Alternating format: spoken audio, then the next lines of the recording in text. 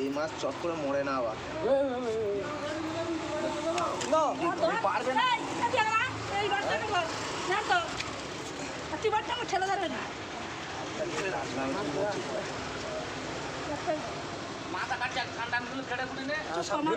বন্ধুরা একটা মাছ কাটতে 5 জন ধরেছে। চালু করিস তো।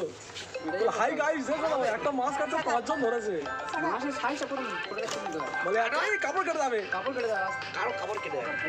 বলে 1 কুইন্টাল ওজন, 1 কুইন্টাল ওজন। মাছটা দেখো সাইজটা। হ্যালো, হ্যাঁ আকাশ ভাই বলো। পৌঁছ গিয়া উধর, ওটাতে মারো। কে খাবে কে? আমি।